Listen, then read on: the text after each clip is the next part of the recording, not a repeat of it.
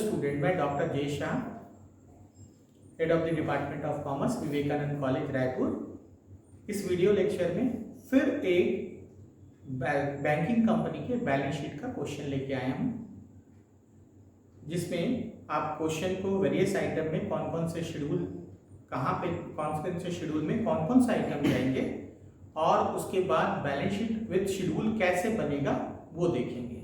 सबसे पहले आप पॉज करके क्वेश्चन को अच्छी तरह पढ़ लीजिए, उसके बाद हम अलग अलग आइटम पर डिस्कस करते हैं कि कौन सा आइटम किस शेड्यूल में जाएगा।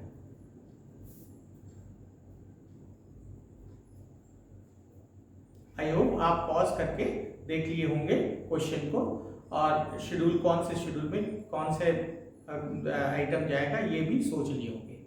चलिए बैलेंस शीट, सबसे पहले बैलेंस शीट का डेट देखिए 31 मार्च 2007।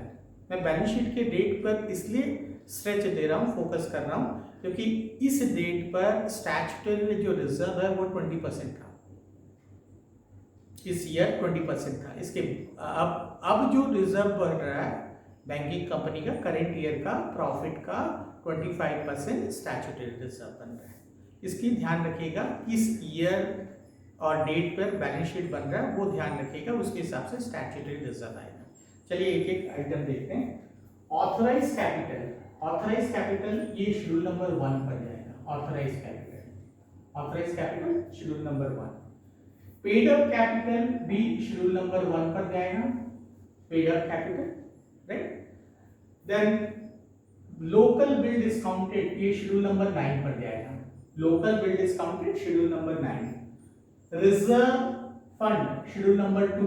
Reserve fund schedule number 2। Then cash credit and overdraft, means overdraft, ये शेड्यूल नंबर 9 पर जाएगा। Cash credit overdraft schedule number 9।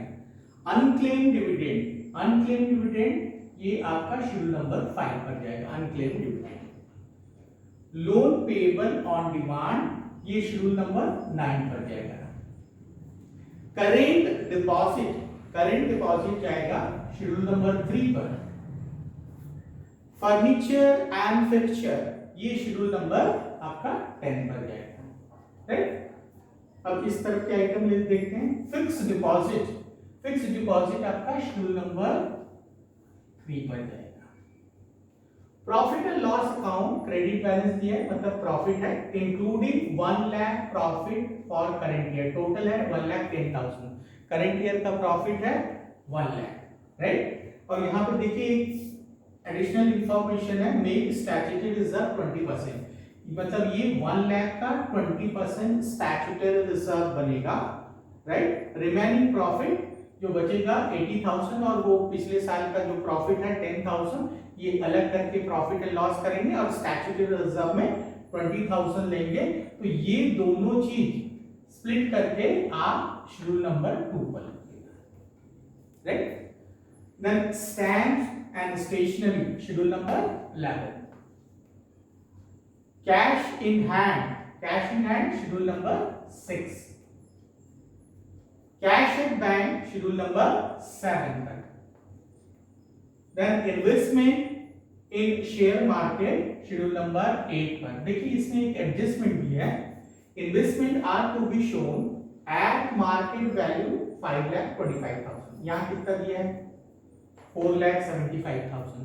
Difference कितना हुआ, डिफरेंस आपका 50,000। ये 50,000 जो डिफरेंस है, ये 50,000 आपका शेड्यूल नंबर 2 पर जाएगा और इन्वेस्टमेंट को 5,25,000 इसमें शो करेंगे, इसमें नहीं शो करेंगे, इस प्राइस पर शो नहीं करेंगे, क्योंकि क्लियर एडिशनल इंफॉर्मेशन दे चुका है आपका 5,25,000 में शो करना है। डिफरेंस फिगर 50,000 जो है reserve and surplus schedule number 2 पर जाएगा, राइट। अब फिर से जल्दी देख लेते हैं कौन सा आइटम किस शेड्यूल में गया है। Authorise capital schedule number 1। Paid up capital also schedule number 1। Local bill discounted schedule number 9। Reserve fund schedule number 2। Cash credit and overdraft schedule number 9। Unclaimed dividend schedule number 5। Loan payable on demand schedule number 9। Current deposit schedule number 3, furniture and fixture schedule number 10। अब इधर के item देखते हैं। Fix deposit schedule number 3, देखिए profit and loss credit balance profit दिया है including rupees 1 lakh profit for the current year, total amount है 1,10,000, total amount 1,10,000 मतलब पिछले सालों का प्रॉफिट जो बचा हुआ है वो 10,000। ये 1 लाख पर 20% रिजर्व बनाने बोला है। देखिए 2007 में 20% रिजर्व होता था, स्टैट्यूटरी रिजर्व। अब जो है 25%, अगर ये इस साल मतलब 2020 अगर दे दिया रहता तो 25% रिजर्व बनता, ना कि 20%। तो 1 ईयर इस क्वेश्चन के अनुसार 1 लाख का 20% स्टैट्यूटरी रिजर्व में जाएगा 20,000, 80,000 इसमें से बचा और पिछले साल का जो प्रॉफिट है 10,000 प्लस जो आपका इन्वेस्टमेंट में जो मार्केट वैल्यू में दिखाने पर 50,000 का रिजर्व और बनाना है, तो वो सारे रिजर्व में आपका दिखाना है।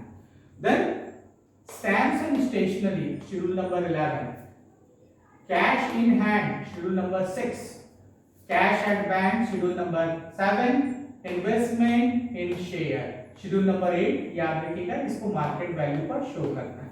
एक बार फिर आप सारे शेड्यूल को देख लीजिए, मैं व्हाइट बोर्ड से हट जाता हूं, पॉज करके देख लीजिए कि कौन सा आइटम किस शेड्यूल में गया है, राइट। उसके बाद हम बैलेंस शीट विद शेड्यूल कैसे दिखेगा बैंकिंग कंपनी का वो देखेंगे।